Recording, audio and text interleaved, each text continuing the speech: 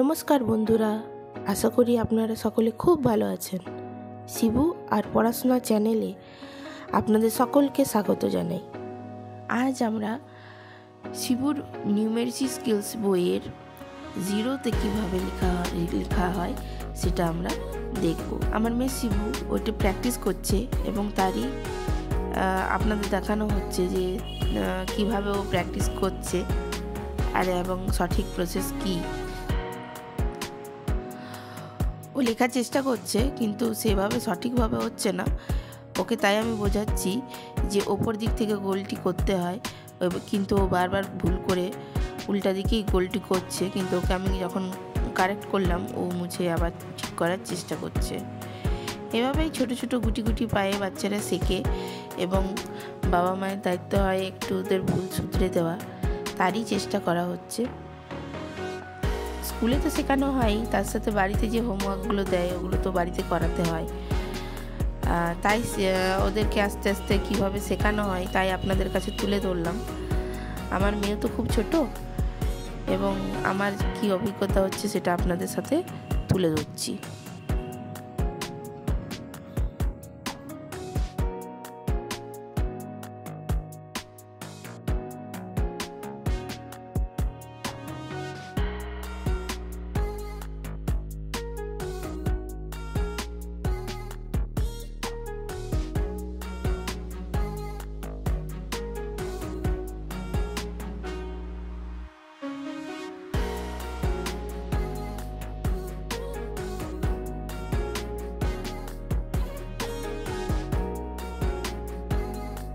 শিবুদের বইগুলোর সিলেবাসগুলো ডিসকাশন করার সময় আগের ভিডিওতে আপনাদের জানিয়েছি তাদের প্রতিটি চ্যাপ্টারের পরে একটা করে ক্রিয়েটিভ টাইম দেওয়া হয়।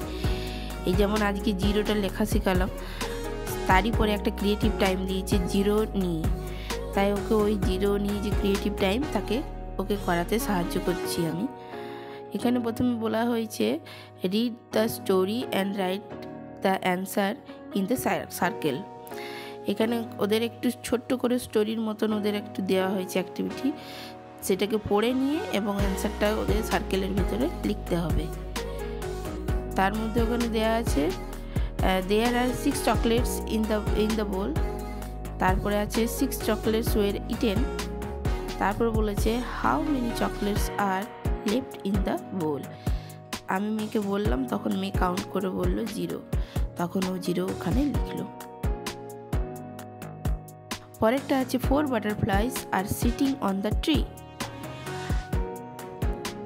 তারপরে 2 বাটারফ্লাইজ ফ্লেউ অ্যাওয়ে, এবং থার্ডে দেওয়া আছে 2 মোর বাটারফ্লাইজ ফ্লেউ অ্যাওয়ে।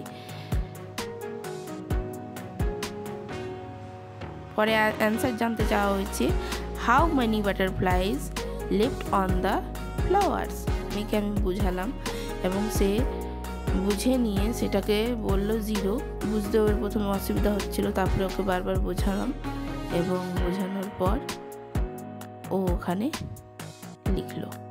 এরপরে অ্যাক্টিভিটি সিটা আমরা দেখব। অ্যাক্টিভিটি সিটাতে আছে tick the box with 0 candies in it. এরপরে বলেছে tick the box with 0 candies in it, মানে যেখানে 0 বক্স আছে সেখানে টিক মার্ক করতে হবে।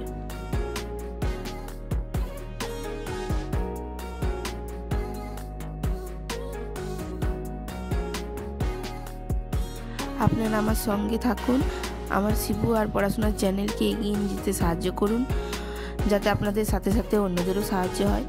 তাই আমার চ্যানেলকে লাইক করুন, সাবস্ক্রাইব, কমেন্ট করুন এবং বেল আইকনে ক্লিক করুন পরে নোটিফিকেশন পাওয়ার জন্য। ধন্যবাদ। নিজে সুস্থ থাকুন এবং ভালো